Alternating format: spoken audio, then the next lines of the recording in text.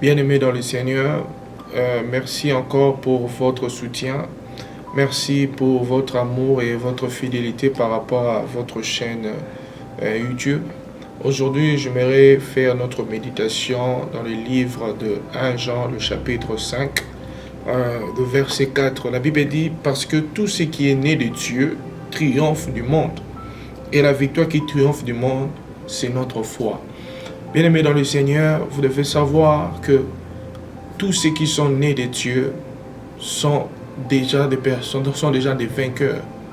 La Bible dit que par ce que Jésus-Christ a accompli sur la croix, il nous a donné le pouvoir, l'autorité de dominer et de marcher sur le serpent, sur le scorpion, et rien ne pourra nous nuire. Et ce passage nous montre encore combien est-ce que nous sommes victorieux. Un chrétien, c'est celui qui marche dans la victoire, c'est celui qui demeure dans la victoire. Mais le plus grand problème, c'est quand la Bible dit que la victoire qui triomphe du monde, c'est notre foi. Aujourd'hui, j'aimerais parler par rapport à cette foi qui triomphe du monde. Vous devez savoir que si tu peux beau prier, tu peux beau rester dans la présence de Dieu, méditer la parole de Dieu, mais si tu n'as pas la foi, tu ne sauras pas triompher. C'est la foi qui appelle à l'existence les choses qui n'existent pas. Si tu es un chrétien qui ne marche pas dans la foi, tu auras toujours du mal à rester dans la victoire ou à marcher dans la victoire. Parce que la victoire, ce n'est pas, on n'arrache pas la victoire parce qu'on doit arracher. Mais la victoire, ça s'arrache par la foi. C'est par rapport à ce que tu crois. Donc si tu ne crois pas sur la victoire, si tu ne crois pas sur la parole de Dieu, tu auras du mal à vaincre. Aujourd'hui, il y a beaucoup de gens qui vont jeûner, aller dans des montagnes. Par ignorance, ils prient, continuent à prier, ils chassent des démons par-ci, par-là, mais ils continuent toujours à marcher dans la défaite. Pourquoi? Parce qu'ils ne marchent pas dans la foi. Un problème, vous courez derrière le pasteur. Un problème, vous courez derrière le prophète. Un problème, vous commencez à courir par-ci, par-là. Mais ce que Dieu attend de vous, c'est la foi. Quand nous regardons le miracle que Christ a accompli dans la nouvelle alliance, la Bible nous parle de la foi.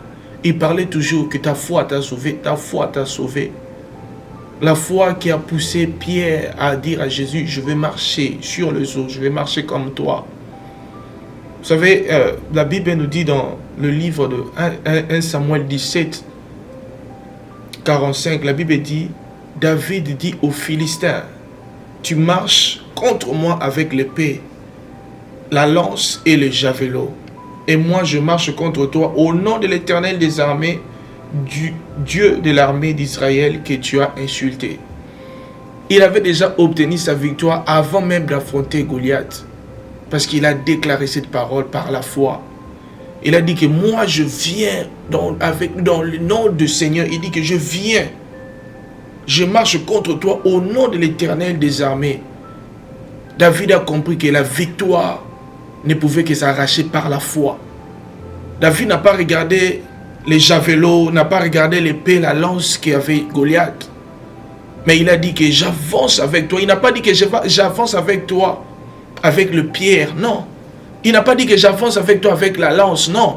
Il savait que la puissance de la lance qui est accompagnée par la foi, ça va déclencher un grand miracle.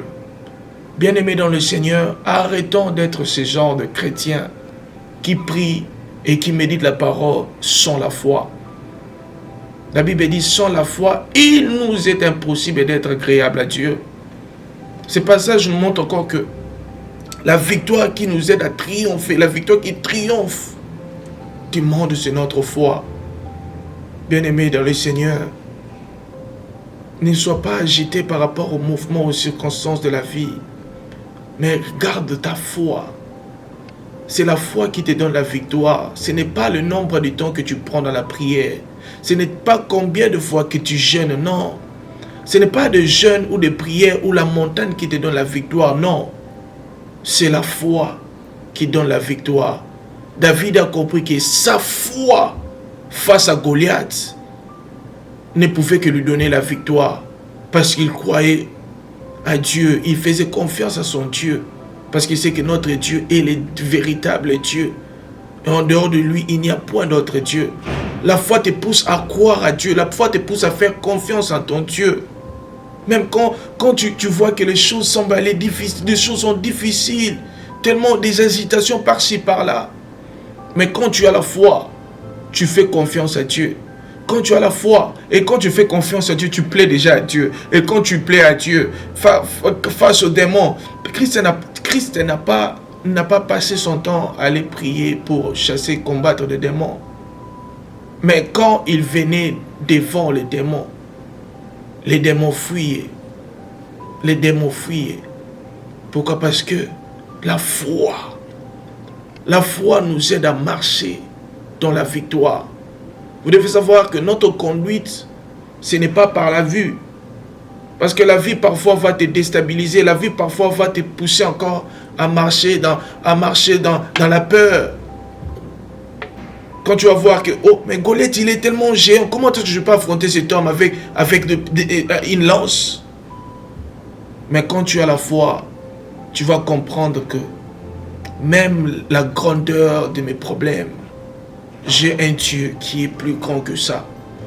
Même face aux démons, tu ne vas pas perdre ton équilibre, tu ne vas pas perdre ta confiance à Dieu. Parce que avant même que tu puisses dire des choses, ces démons-là, ils vont fuir si tu as la foi. La foi va te donner la victoire, la foi va t'aider encore, va te propulser encore de l'avant.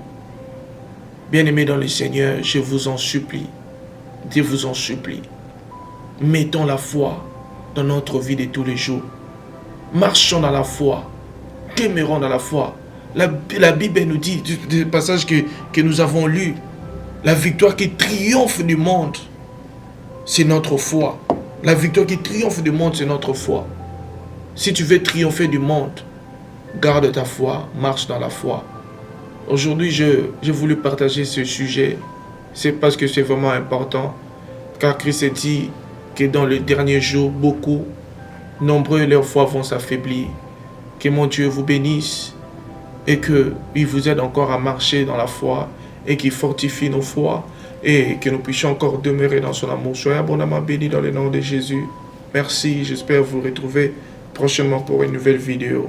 Merci beaucoup. Bye bye.